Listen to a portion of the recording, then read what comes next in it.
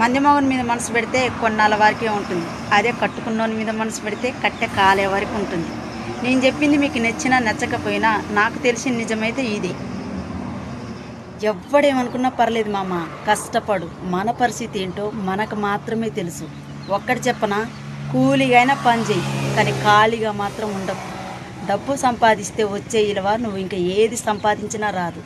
ఒక్కసారి డబ్బు మీద ఫోకస్ చేయి, ప్రతి ఒక్కటి నీ కాళ్ళ దగ్గరికి పరిగెత్తుకుంటూ వస్తుంది. మొగడంటే మార్చుకునే బట్టలు కాదు వదిలేయడానికి. వాడు తాగుబోతాడైనా మంచిగా మార్చుకోవటానికి ట్రై చేయాలి, గుర్తుంచుకో. చెప్పుడు మాటలు చెప్పే వాళ్ళకంటే వినే వాళ్ళకే ప్రమాదం. ఎందుకంటే చెప్పుడు మాటలు చెప్పేవాళ్ళు చెప్పి వెళ్ళిపోతారు, కానీ విన్నవాళ్ళు ఒకటికి రెండుగా కథలు అల్లుకొని ఆ భ్రమలో పడి మంచి బంధాలను కూడా వదిలేసుకుంటారు. కోపం ఆవేశం రెండూ ఉన్న వాళ్ళకి మోసం చేయటం రాదు. మోసం చేసే వాళ్ళకి కోపం ఆవేశం ఇవి రెండూ ఉండవు. ప్రస్తుతం సమాజం నటనతో ముడిపడి ఉంది. అలాంటి వాళ్ళకే రోజులు కూడా బాగా కలిసి వస్తున్నాయి. వయసు అయిపోయాక మనం బాధపడకుండా ఉండాలంటే వయసులో ఉండగానే 3 పనులు చేయాలి. ఏంటదంటే చిన్నపిల్లలప్పుడే ఇల్లు కట్టుకోవాలి. పిల్లలు పెళ్లిగా ముందుకే మనం బంగారం చేయించుకోవాలి. పిల్లలు పెళ్ళి అయిన తర్వాత కాస్తో కోస్తో మన పేరు మీద డబ్బు దాచుకోవాలి. నా అనుభవంతో చెప్తున్నా, భర్త భార్యలు ఇద్దరు గొడవ పడ్డవాళ్ళు వెంటనే మాట్లాడుకుంటారు చూడు, వాళ్ళకి ఇడిపోవాలనే ఆలోచన మైండ్లో కూడా రాదు. చాలా వరకు బయటపడరు కూడా, గొడవ పెట్టుకుంటారు, ఇంట్లో గొడవ పెట్టుకుంటారు. అందరికీ కనపడేలా కాదు. చూసే వాళ్ళు అనుకుంటారుగా, అబ్బా వీళ్ళు ఎంత హ్యాపీగా ఉంటుండ్రో, ఇంత గొడవ రాదు వీళ్ళకి అనుకుంటారు.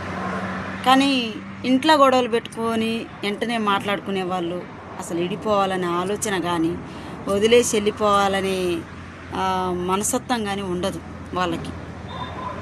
వాళ్ళ ప్రేమ ఎంత ఉంటుందో కోపం అంత ఉంటుంది, గొడవలు వస్తాయి. కానీ ఎన్నడూ గొడవ పెట్టుకోకుండా ఉంటారు చూడు, వాళ్ళు పెట్టుకోక గొడవ పెట్టుకుంటే వెళ్ళిపోవటానికైనా రెడీ అవుతారు, లైఫ్ లాంగ్ ఇడిపోవటానికైనా సిద్ధంగా ఉంటారు. రియల్. కాస్త ఓపిక పట్టు. నువ్వు అవసరం లేదు అనుకునే వాళ్ళకి నువ్వే అవసరం అనేలా చేస్తుంది కాలం.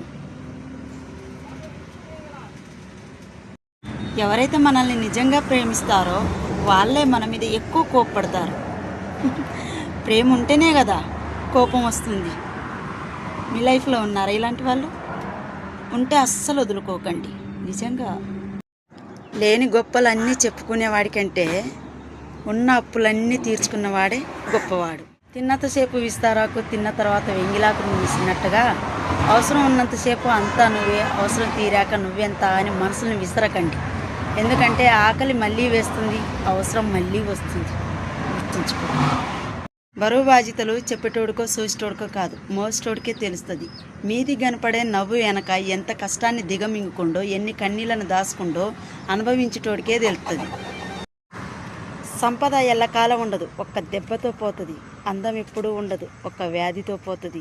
గౌరవం నువ్వు ఎంత సంపాదించుకున్నా నువ్వు చేసే ఒక తప్పు వల్ల పోతుంది. ప్రాణం శాశ్వతం కాదు, ఒక్క క్షణంలో పోతుంది.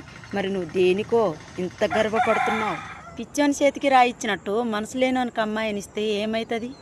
వానికి ముచ్చటగా 3 ముచ్చట్లు చెప్పుడు రాదు, ప్రేమగా చూసుకున్నాడు రాదు. వాని స్వార్థం కోసం వాడే బ్రతుకుతాడు తప్ప వాని కోసం ఒక అమ్మాయి వచ్చిందని ఎన్నడూ ఆలోచించాడు. లైఫ్లో ఇష్టమైన దొరకటం అంటే కష్టం, కానీ వచ్చిన వాళ్ళని ఇష్టంగా మార్చుకోవాలి.